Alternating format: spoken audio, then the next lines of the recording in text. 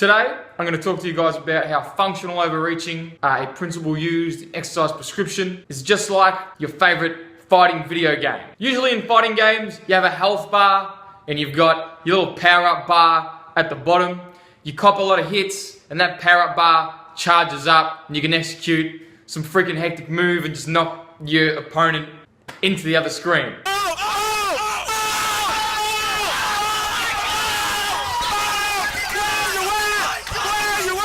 But you get hit too much and your health bar depletes entirely and you die. This is a little bit like functional overreaching, except you don't die, hopefully, when you exercise. He dies.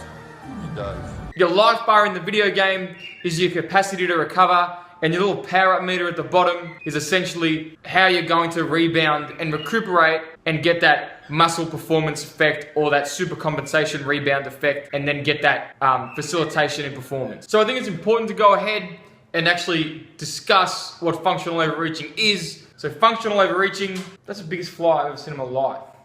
Functional overreaching is part of the overtraining continuum, and that overtraining continuum loosely consists of functional overreaching, non-functional overreaching, and overtraining syndrome.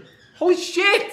Because it's part of the overtraining continuum, it's really easy to go from functional overreaching to non-functional overreaching, and then you're caught in this trap between non-functional overreaching and overtraining. So, administering appropriate exercise variables, monitoring that volume is super important, so we don't go ahead and non-functionally overreach or potentially overtrain. But functional overreaching is like a short-term period where we actually overload the system so we feel overworked, and then after that we get a muscle supercompensation effect from there, and then we can progress. This is much like a fighting game where if you cop too many punches, you die, but if you cop enough punches, little health, whatever, power-up bar at the bottom fills up, and then that allows you to do some crazy super move and come back from the fight that you're probably about to lose. So let's say dying in the game is like your compromised ability to recover, and if you die in a game, usually crack the absolute shits and punch a mate in the side of the head for real because he's a dickhead.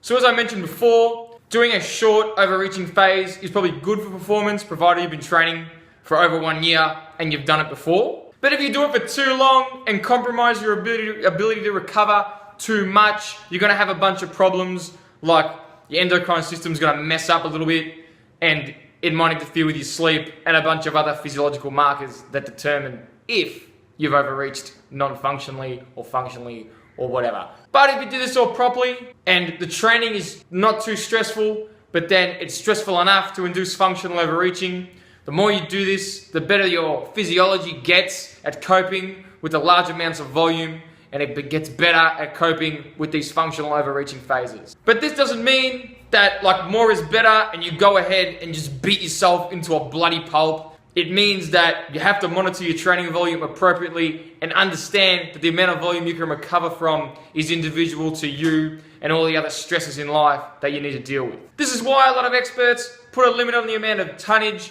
/ reps / sets that they recommend you should do throughout your training week. Again, in reference to fighting games, you can't lose too much health or you'll die, but you need to lose a little bit and cop a few punches in order to beat up that super meter and charge up your super move. A study reported anywhere from 9 to 24 sets per muscle group per week in order to facilitate muscle hypertrophy. The study also reported that after 12 sets, they ran into a few problems. 2 studies in athletic populations confirmed that endurance and power production was improved, and another study confirmed that counter movement jump was improved when volume was manipulated in favor of functionally overreaching, but monitored appropriately so that the goal was to improve counter movement jump over the course of the training phase. So to conclude, adding volume over the course of your training phases, probably in sets, is probably the easiest way to add it, because you can add a ton of volume